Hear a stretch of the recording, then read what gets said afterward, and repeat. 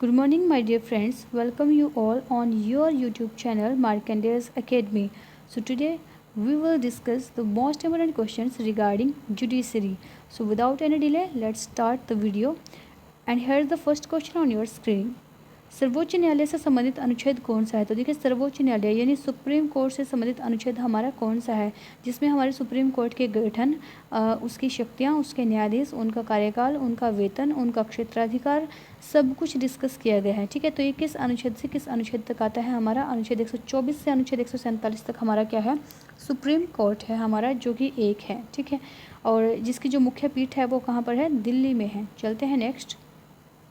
उच्च न्यायालय से संबंधित अनुच्छेद कौन सा? आप देखिए उच्च न्यायालय यानी कि हाई कोर्ट। ठीक है, हाई कोर्ट है जो हमारे, उससे संबंधित अनुच्छेद कौन सा है हमारा? तो उससे संबंधित अनुच्छेद है अनुच्छेद 214 से 232 तक है हमारे, ये हाई कोर्ट से संबंधित हमारे अनुच्छेद हैं, जिसमें क्या बोला गया है कि प्रत्येक राज्य का एक हाई कोर्ट होगा, एक उच्च न्यायालय होगा। ठीक है, और टोटल हाई कोर्ट हमारे पास कितने हैं? 25 हैं। जो 25वां है वो कहाँ बना है? अमरावती में बना है। ठीक है, अमरावती जो किसकी कैपिटल है? हमारे आंध्र प्रदेश की कैपिटल है। ठीक है, याद रखना, आंध्र प्रदेश। ठीक है, चलते हैं नेक्स्ट क्वेश्चन की तरफ। जिला व सत्र न्यायालय किस अनुच्छेद के अंतर्गत आता है? तो जिला और सत्र न्यायालय यानी डिस्ट्रिक्ट कोर्ट जो है हमारे, ठीक है, ये सीजनल हमारे जो न्यायालय हम बोल देते हैं, सेशन न्यायालय हमारे हैं, वो किस अनुच्छेद के अंतर्गत आते हैं? तो ये आते हैं हमारे पास अनुच्छेद 233 से 237। ठीक है, अनुच्छेद 233 से 237 तक हमारे जिला न्यायालय हैं, डिस्ट्रिक्ट कोर्ट है। दूसरी बात क्या है कि जो फर्स्ट अपील है हमारी, फर्स्ट अपील हमारी कहाँ जाती है? डिस्ट्रिक्ट कोर्ट में। ठीक है, पहले अपील हम कहाँ कर सकते हैं? डिस्ट्रिक्ट कोर्ट में कर सकते हैं। और जो लास्ट अपील है हमारी, लास्ट अपील हमारी कहाँ जाएगी? लास्ट अपील हमारी जाएगी हमारी सुप्रीम कोर्ट में। ठीक है, याद रखना ये बात है, सुप्रीम कोर्ट में हमारी क्या है? लास्ट अपील हम कर सकते हैं। नेक्स्ट क्वेश्चन देखिए, न्याय पंचायत से संबंधित अनुच्छेद कौन सा? आप देखिए हमारे यहाँ पर कोर्ट होते हैं, जैसे सुप्रीम कोर्ट हो गया, हाई कोर्ट हो गया, डिस्ट्रिक्ट कोर्ट हो गया। इसी तरीके से हमारे एक गांव का कोर्ट होता है, यानी गांव की एक सभा होती है जो न्याय करने का काम करती है।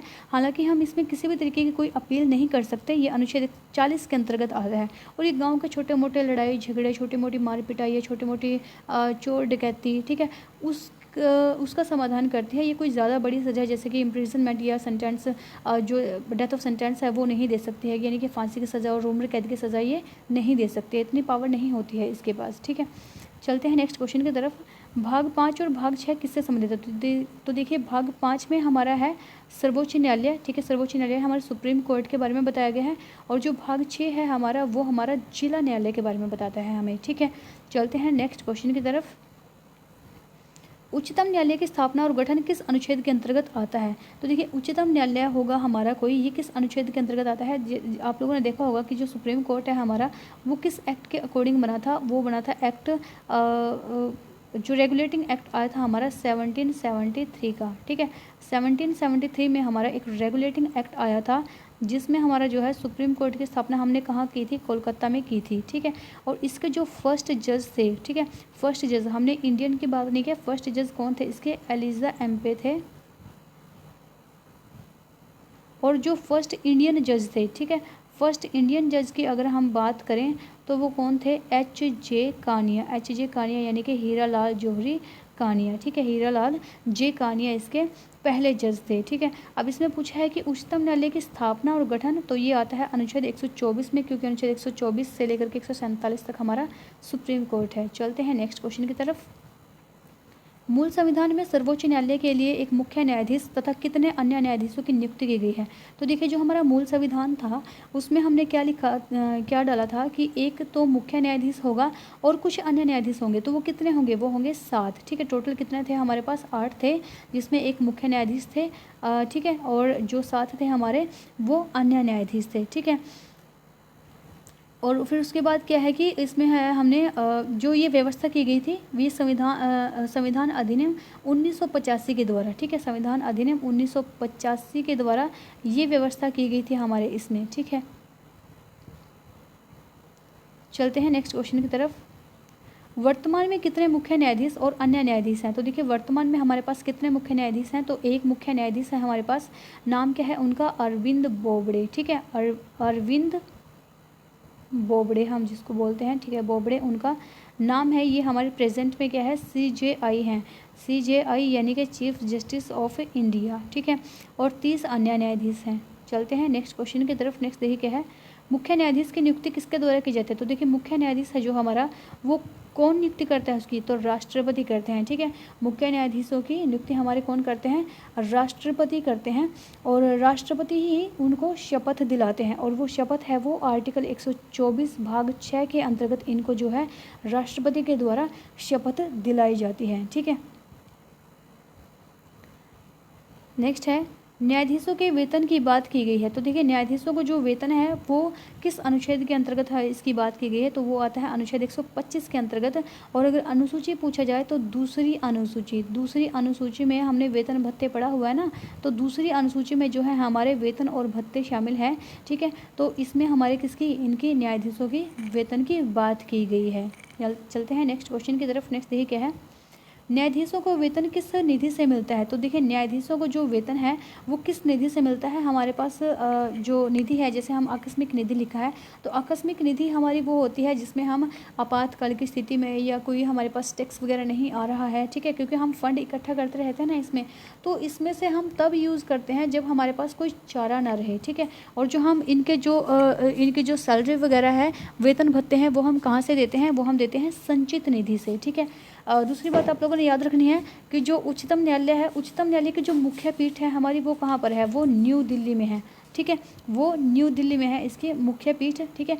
लेकिन जो हमारा मुख्य न्यायाधीश है वो राष्ट्रपति की अनुमति से किसी अन्य स्थान पर भी सुनवाई कर सकता है।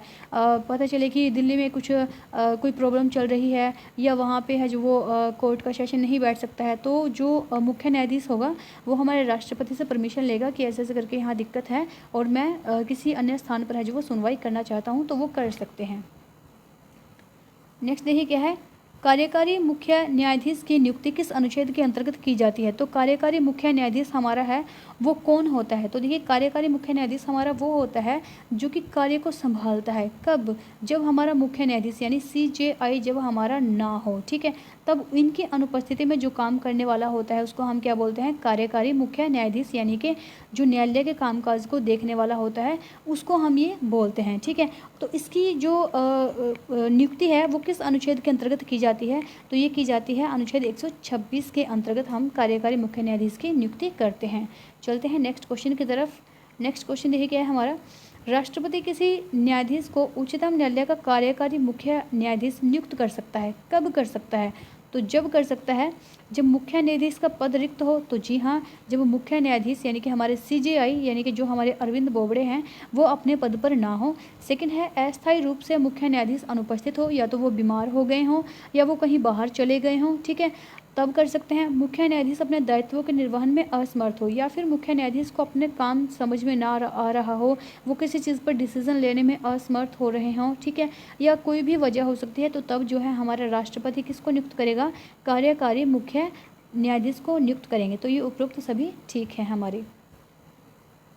नेक्स्ट है, तदर्थ न्यायाधीश से संबंधित अनुच्छेद कौन सा है। तो देखिए तदर्थ न्यायाधीश हमारे कौन से होते हैं, जब हमारे कोर्ट का सेशन होता है, ठीक है, और कोर्ट के सेशन में जो है हमारे जो न्यायाधीश आते हैं उनकी गणपूर्ति ना हो, तो हमारे जो चीफ जस्टिस होते हैं ना, हमारे जो मुख्य न्यायमूर्ति होते हैं, वो हमारे राष्ट्रपति की पूर्व अनुमति लेकर के और उस न्यायालय के जहाँ पर गणपूर्ति ना हो रही हो उसके जो मुख्य न्यायाधीश हैं उनकी सलाह पर क्या करते हैं कि एक न्यायाधीश की नियुक्ति करते हैं। और उस न्यायाधीश की वो न्यायाधीश ऐसा होना चाहिए कि वो उच्चतम न्यायालय यानी कि हमारे सुप्रीम कोर्ट का जो है जज बनने के लायक होना चाहिए, हमारे CJI के बराबर की उसकी काबिलियत होनी चाहिए। तो उसको हम क्या करते हैं, अपना तदर्थ न्यायाधीश चुनते हैं। और ये तदर्थ न्यायाधीश हमारे किसके अंडर आता है, कौन से आर्टिकल के, तो ये आता है अनुच्छेद 127 के अंतर्गत। चलते हैं नेक्स्ट क्वेश्चन की तरफ। अनुच्छेद 128 किस से संबंधित है। तो देखिए अनुच्छेद 128 है, उसमें हमने किसकी बात की है, तो उसमें बात की है हमने उच्चतम न्यायालय की बैठकों में सेवानिवृत्त न्यायाधीशों की अवस्थिति, ठीक है, जो हमारे वो न्यायाधीश जो हमारे उच्चतम न्यायालय में सेवानिवृत्त हो चुके हैं, रिटायर्ड हो चुके हैं, ठीक है, जो अपना कामकाज कंप्लीट कर चुके हैं, उन न्यायाधीशों की अवस्थिति, यानी कि किसी भी समय भारत का जो मुख्य न्यायाधीश है वो उच्चतम न्यायालय या फिर उच्च न्यायालय के सेवानिवृत्त न्यायाधीश से आपातकाल के लिए, ठीक है, अल्पकाल के लिए अल्पकाल के लिए उच्चतम न्यायालय में कार्य करने का अनुरोध कर सकता है। ठीक है, मान लो कि हमारे कोई भी जज हैं, ठीक है, उनकी जो कार्यावधि है वो समाप्त हो चुकी है, वो रिटायर हो चुके हैं, और अगर हमारे जो राष्ट्रपति और जो हमारे राष्ट्रपति या हमारे मुख्य न्यायाधीश हैं वो चाहें और उनको कोई काम कराना हो तो वो उनसे रिक्वेस्ट कर सकते हैं, अनुरोध कर सकते हैं कि आप आइए और इस काम को कीजिए। ठीक है, तो ये है हमारा अनुच्छेद 128। ठीक है, चलते हैं नेक्स्ट क्वेश्चन की तरफ। इसमें जो है हमारे राष्ट्रपति की परमिशन लेना बहुत ज़रूरी होता है हमारे चीफ जस्टिस को। नेक्स्ट देखिए क्या है, उच्चतम न्यायालय के न्यायाधीश कितने वर्ष तक पद पर बने रह सकते हैं। तो देखिए उच्चतम न्यायालय के जो न्यायाधीश हैं उनका कार्यकाल कितना होता है, कितने वर्ष तक वो अपने पद पर रह सकते हैं, तो वो रह सकते हैं 65 वर्ष तक। ठीक है, तो 65 ईयर्स तक वो अपने पद पर बने रह सकते हैं। और जो उच्च न्यायालय है हमारा यानी कि हाई कोर्ट है, इनके जो न्यायाधीश होते हैं इनकी उम्र होती है 62 वर्ष तक। ठीक है, चलते हैं हम अपने नेक्स्ट क्वेश्चन की तरफ। सुप्रीम कोर्ट को कोर्ट ऑफ रिकॉर्ड किस अनुच्छेद के अंतर्गत बोला गया है। तो कोर्ट ऑफ रिकॉर्ड हमारा होता क्या है, क्या चीज़ होती है ये कोर्ट ऑफ रिकॉर्ड। ठीक है, तो इसमें क्या है, आर्टिकल 129 हमें बताता है कि जो हमारा सुप्रीम कोर्ट है उसको कोर्ट ऑफ रिकॉर्ड यानी कि अभिलेख न्यायालय, ठीक है, अभिलेख न्यायालय हम इसको बोलते हैं। अभिलेख आप लोगों ने पढ़े होंगे ना कि हिस्ट्री में बहुत सारे आते हैं हमारे अभिलेख होते हैं कि जिनको हम वो कागजात या वो विषय जिनको हम संजो करके रखते हैं अपने यहाँ पे। ठीक है, तो इसमें क्या होता है कि किसी भी फैसले को देने पर सुप्रीम कोर्ट उसे रिकॉर्ड के रूप में रख लेती है, और जो हाई कोर्ट है वो भी ऐसा ही करती है। ठीक है, सुप्रीम कोर्ट की देखा देखी में, क्योंकि जो हाई कोर्ट है वो हमारे किसके अंडर काम करती है, वो सुप्रीम कोर्ट के अंडर काम करती है। ठीक है, अंडर नहीं मतलब उसके नीचे होती है वो। नेक्स्ट देखिए क्या है, न्यायाधीश को पद से किस प्रकार हटाया जा सकता है। तो जो हमारे न्यायाधीश होते हैं सुप्रीम कोर्ट के, उनको उनके पद से जो है वो किस तरीके से हमें जो उनको पद से हटा सकते हैं। तो ये है लोकसभा और राज्यसभा के बहुमत से, राष्ट्रपति के द्वारा, प्रधानमंत्री के द्वारा या फिर राज्यपाल के द्वारा। तो हम कैसे हटा सकते हैं, लोकसभा और राज्यसभा के बहुमत के द्वारा हम उनको उनके पद से हटा सकते हैं। तो आंसर नंबर 1 हो जाएगा हमारा। चलते हैं नेक्स्ट क्वेश्चन की तरफ। हाई कोर्ट को किस अनुच्छेद के अंतर्गत कोर्ट ऑफ रिकॉर्ड कहा जाता है। तो देखिए अभी हमने सुप्रीम कोर्ट के बारे में पढ़ा था कि 129 के अंतर्गत हमारा सुप्रीम कोर्ट को कोर्ट ऑफ रिकॉर्ड बोला जाता है, रिकॉर्ड्स। ठीक है, तो अभी हमने पूछा है कि जो है हमारा हाई कोर्ट को किस अनुच्छेद के अंतर्गत कोर्ट ऑफ रिकॉर्ड्स बोला गया है। तो ये बोला जाता है अनुच्छेद 215 के अंतर्गत हमारे हाई कोर्ट को भी, क्योंकि हाई कोर्ट भी सेम ही करता है ना, किसी भी फैसले को जो है रिकॉर्ड के रूप में रख लेता है और फिर अगर कभी भी उसकी बाद में ज़रूरत पड़ती है तो फिर उसको निकाल के दिखा दिया जाता है। चलते हैं नेक्स्ट क्वेश्चन की तरफ। नेक्स्ट ये क्या है, प्रारंभिक क्षेत्राधिकार के अंतर्गत सर्वोच्च न्यायालय को क्या क्या अधिकार प्राप्त हैं और यह किस अनुच्छेद के अंतर्गत आता है। तो देखिए प्रारंभिक क्षेत्राधिकार होता क्या है, तो 131 के अंतर्गत सर्वोच्च न्यायालय को संघ और राज्यों या फिर राज्य तथा संघ के बीच में जो विवाद होते हैं उनको हल करने का जो है अधिकार प्राप्त है, उसी को हम क्या बोलते हैं, प्रारंभिक क्षेत्राधिकार। ठीक है, तो इसका आंसर क्या हो जाएगा, फर्स्ट हो जाएगा, यानी कि सर्वोच्च न्यायालय संघ और राज्यों के बीच में। ठीक है, संघ यानी कि सेंटर के बीच में और राज्यों के बीच में कोई विवाद हो जाए, या फिर किसी एक राज्य और राज्यों के बीच में हो जाए, जैसे हमारे कावेरी नदी के जल को लेकर के बहुत बार कहा सुनी हो जाती थी। ठीक है, बहुत बार डिस्प्यूट ये झगड़े हो जाते थे, जैसे हमारे भाखड़ा नदी को लेकर के कई बार हो जाते हैं। ठीक है, तो इन जो डिस्प्यूट है ये हमारे इन राज्यों के बीच में या संघ के बीच में, तो इनको सुलझाने का काम हमारा कौन करता है, ये किसका क्षेत्राधिकार है, ये सर्वोच्च न्यायालय का क्षेत्राधिकार है। और किस अनुच्छेद के अंतर्गत आता है, अनुच्छेद 131 के अंतर्गत आता है। चलते हैं नेक्स्ट क्वेश्चन की तरफ। अपीलीय, सॉरी ये अपने लिया नहीं है, ये है यहाँ पर अपीलीय,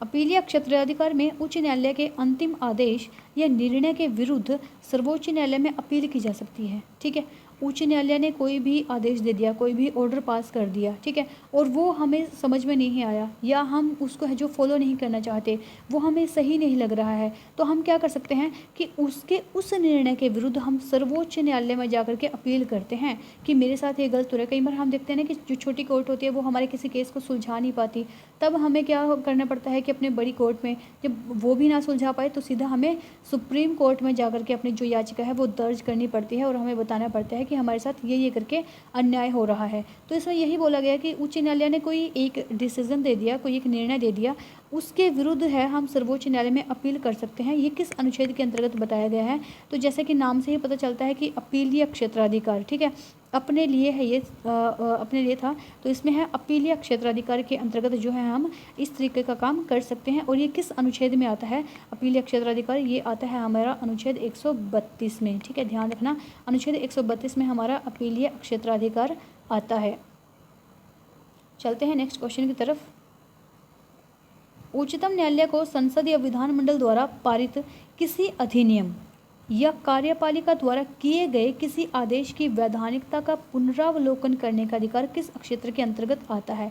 यानी हमारा जो हाई कोर्ट है, हमारा सुप्रीम कोर्ट है, तो हमारे सुप्रीम कोर्ट को संसद ने या हमारे विधानमंडल ने कोई भी अधिनियम, कोई भी बिल पास कर दिया, कोई भी कानून पास कर दिया, ठीक है, या कार्यपालिका ने कोई भी कार्य करके है जो वो कोई आदेश दे दिया, ठीक है, तो उसकी वैधानिकता को जांच करने के लिए कि ये सही है या नहीं है, किस तरीके से जो डिसीज़न है वो दिया गया है, तो इस पर जो हमारा सुप्रीम कोर्ट है वो पुनरावलोकन करता है, उसको दोबारा से देखता है, विचार विमर्श करता है।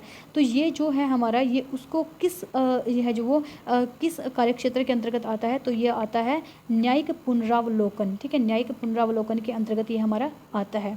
चलते हैं नेक्स्ट क्वेश्चन की तरफ। अंतरण का क्षेत्राधिकार से क्या तात्पर्य है? तो अंतरण का क्षेत्राधिकार किसको बोला गया है? क्या मतलब होता है अंतरण का क्षेत्राधिकार? उच्चतम न्यायालय उच्च न्यायालयों में लंबित मामलों को, जो हमारा सुप्रीम कोर्ट होता है, वो हाई कोर्ट के बहुत लंबे से चले आ रहे मामलों, जो लटके पड़े हैं, जिनको सोल्यूशन ही नहीं निकल रहा, ठीक है, या जिन पर कोई सुनवाई ही नहीं हो रही, उन मामलों को अपने यहाँ अंतरित कर सकता है, अपने यहाँ ले सकता है कि आप इसका डिसीजन नहीं ले पा रहे हो, आप इस मामले को सुलझा नहीं रहे हो, मैं इसको लेता हूँ और मैं इसको दिखाता हूँ, ठीक है। तो उच्चतम न्यायालय होता है जो हमारा, वो उच्च न्यायालयों में लंबित मामलों को अपने यहाँ और उच्च न्यायालयों में लंबित मामलों को दूसरे उच्च न्यायालय में अंतरित कर सकता है, ठीक है। अंतरण का क्षेत्राधिकार क्या होता है कि कोई भी हाई कोर्ट में कोई केस चल रहा है, उस पर कार्रवाई नहीं हो रही है, डिसीजन नहीं लिया जा रहा है, तो सुप्रीम कोर्ट ने क्या बोला कि मैं देखता हूँ इस मामले को, दूसरे जो उच्च न्यायालय हैं उनके मामलों को किसी दूसरे उच्च न्यायालय में भेजने का अधिकार भी किसके पास है? सुप्रीम कोर्ट के पास है। यही क्या है? अंतरण का क्षेत्राधिकार, ठीक है। चलते हैं नेक्स्ट क्वेश्चन की तरफ। अनुच्छेद 143 के अनुसार राष्ट्रपति किस क्षेत्राधिकार के अंतर्गत सार्वजनिक क्षेत्र से जुड़े विचारों पर सहमति मांग सकता है? ठीक है, तो हमारे राष्ट्रपति को ये अधिकार दिया गया है 143, ठीक है, 143 आर्टिकल 143 के अनुसार राष्ट्रपति को ये अधिकार है कि कोई भी जो सार्वजनिक क्षेत्र से जुड़े हुए कोई भी विचार विमर्श है या कोई भी सहमति मांगनी है तो वो सहमति ले सकता है हमारे चीफ जस्टिस की, ठीक है। चीफ जस्टिस उसको दे सकता है सहमति, लेकिन वो मानना या ना मानना फिर वो प्रेसिडेंट के ऊपर डिपेंड करता है कि वो उनको सही लगता है, उनका पॉइंट वैलिड लगता है या उनको कोई कमी नज़र आती है, वो उनके ऊपर डिपेंड करता है। तो ये किस है जो वो क्षेत्राधिकार के अंतर्गत आता है? तो ये आता है परामर्शदात्री क्षेत्राधिकार के अंतर्गत, ठीक है। चलते हैं नेक्स्ट क्वेश्चन की तरफ। नेक्स्ट देखिए क्या है, उच्चतम न्यायालय के प्रथम न्यायाधीश कौन थे? अब देखिए उच्चतम न्यायालय जो हमारा सुप्रीम कोर्ट है उसके जो प्रथम न्यायाधीश कौन थे? तो उसके प्रथम न्यायाधीश कौन थे? हमारे एलिजा एम्पे हमारे प्रथम न्यायाधीश थे। और अगर हम इंडियन की बात करें, उच्चतम न्यायालय के प्रथम भारतीय, ठीक है, अगर मैं यहाँ लिखूँ भारतीय न्यायाधीश कौन थे, ठीक है, तो वो कौन थे? हमारे हीरालाल जौहरी कानिया, हीरालाल जे कानिया हमारे पहले भारतीय न्यायाधीश थे। चलते हैं नेक्स्ट क्वेश्चन की तरफ। भारत के पहले न्यायाधीश जिन पर महाभियोग लगाया गया, ठीक है, तो ऐसे कौन से हमारे भारत के पहले न्यायाधीश थे जिन पर महाभियोग लगाया गया था? तो वो थे रामास्वामी, ठीक है। रामास्वामी के ऊपर है जो वो महाभियोग लगाया गया था, लेकिन ये चला नहीं था इनके ऊपर महाभियोग, ठीक है। क्या होता है कि कई बार हम महाभियोग लगा देते हैं ना, तो क्या होता है कि कई बार तो खुद ही जिस व्यक्ति पर महाभियोग लगता है वो अपना त्यागपत्र दे देता है कि आप लोगों को इतना लंबी प्रक्रिया करने की ज़रूरत नहीं है, मैं पहले ही अपना रिज़ाइन दे रहा हूँ, या कोई भी रीज़न हो सकता है उसका, ठीक है। तो इनके ऊपर चला नहीं था, लेकिन इनके ऊपर ये पहले न्यायाधीश थे जिनके ऊपर है हमने क्या किया था? महाभियोग की प्रक्रिया चलाई थी। महाभियोग और सीजीआई दोनों के ऊपर हम है जो वो प्रेसिडेंट और सीजीआई दोनों के ऊपर हम महाभियोग यानी कि जिसको हम इम्पीचमेंट बोलते हैं, ये प्रक्रिया है जो चला सकते हैं, ठीक है, इम्पीचमेंट। नेक्स्ट देखिए क्या है हमारा, उच्चतम न्यायालय की प्रथम महिला मुख्य न्यायाधीश कौन थी? तो उच्चतम न्यायालय की जो हमारी जो सुप्रीम कोर्ट है उसकी महिला न्यायाधीश कौन थी? तो ये थी फातिमा बीवी। ठीक है, याद रखना है कि कौन थी ये? फातिमा बीवी थी हमारी। नेक्स्ट है, हमारी बीवी नहीं मतलब फातिमा बीवी नाम था इसका।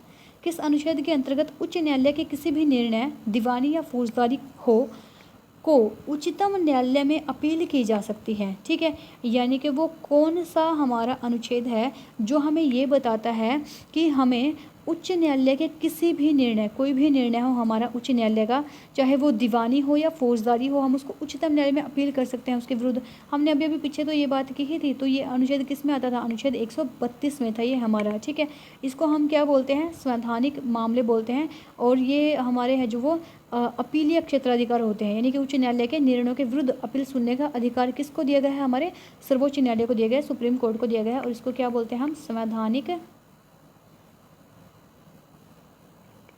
मामले। ठीक है, यानी कि उच्च न्यायालय ने कोई निर्णय दिया, वो फौजदारी हो या दीवानी हो, उच्चतम न्यायालय में हम अपील कर सकते हैं आर्टिकल 132 के अंतर्गत।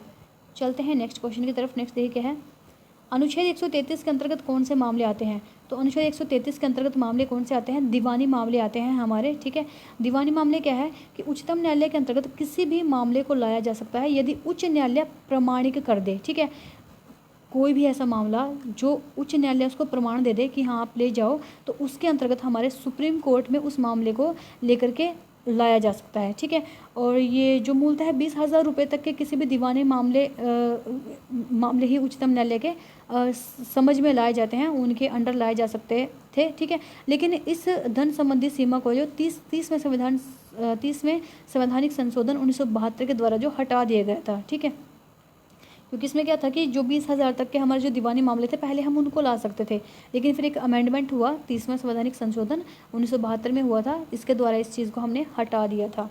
ये इंपॉर्टेंट नहीं है, आपको वैसे ही नॉलेज के लिए बता दिया। नेक्स्ट देखिए क्या है, फौजदारी या आपराधिक मामले किस अनुच्छेद के अंतर्गत आते हैं? तो फौजदारी और जो आपराधिक मामले हैं हमारे, ठीक है, वो किस अनुच्छेद के अंतर्गत आते हैं? तो ये आते हैं अनुच्छेद 134 के अंतर्गत। ठीक है, अनुच्छेद 134 के अंतर्गत क्या है कि उच्चतम न्यायालय उच्च न्यायालय के आपराधिक मामलों के फैसलों की सुनवाई करता है।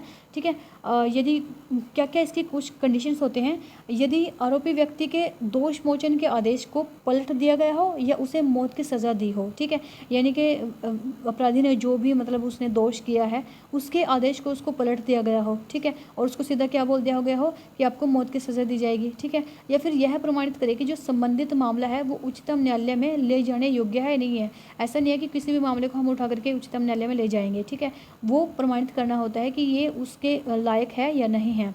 और यदि उच्च न्यायालय के ने बंदीकरण के आदेश को पलट कर आरोपी को दोष मुक्त करने का आदेश दिया हो तो उच्चतम न्यायालय में अपील का कोई अधिकार नहीं होता है। ठीक है, एक तो ये हो कि उसने कोई आरोपी व्यक्ति हो, ठीक है, उसके दोष मोचन के आदेश, यानी कि उसको जो दोष मोचन, उसके दोष को छोड़ दे जाए कि जो भी उसने किया है वो ठीक है, लेकिन उसके बाद भी उसको क्या किया जाए कि फांसी की सज़ा दी जाए, तो फिर तो उसको हम लेके जाएंगे सुप्रीम कोर्ट में। ठीक है, लेकिन ऐसा है कि यदि उच्चतम न्यायालय ने बंदी प्रत्यक्षीकरण के उच्च न्यायालय ने बंदी प्रत्यक्षीकरण के आदेश को पलटकर आरोपी को दोष मुक्त कर दिया कि इसने जो भी किया है वो कोई बात नहीं, तब उसको हम सुप्रीम कोर्ट में नहीं लेकर के जा सकते। नेक्स्ट देखिए क्या है, अनुच्छेद 137 के अंतर्गत क्या बताया गया? तो अनुच्छेद 137 हमें क्या बताता है? जुडिशियल रिव्यू की शक्ति हमें देता है। ठीक है, जुडिशियल रिव्यू यानी कि जो सर्वोच्च न्यायालय है वो अपने पहले दिए गए निर्णय को पुनर्विचार करके बदल कर सकता है। ठीक है, यानी कि सुप्रीम कोर्ट ने कोई निर्णय दे दिया कि ये ऐसे ऐसे करके होगा, उसको दोबारा से अगर वो चाहे तो अपने उस निर्णय को दोबारा देख सकता है कि क्या मैंने ये निर्णय सही दिया है या नहीं दिया है।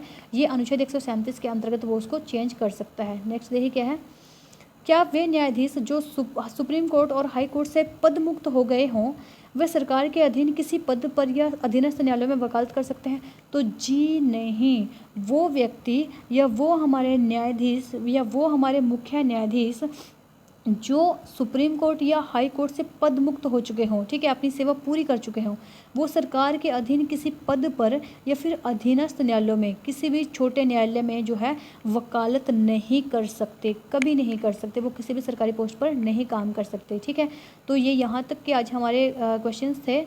आशा करती हूँ कि आप लोगों को पसंद आए होंगे। अगर वाकई में अच्छी लगी हैं तो वीडियो को लाइक कर दीजिए और चैनल को सब्सक्राइब कर दीजिए। Thank you very much.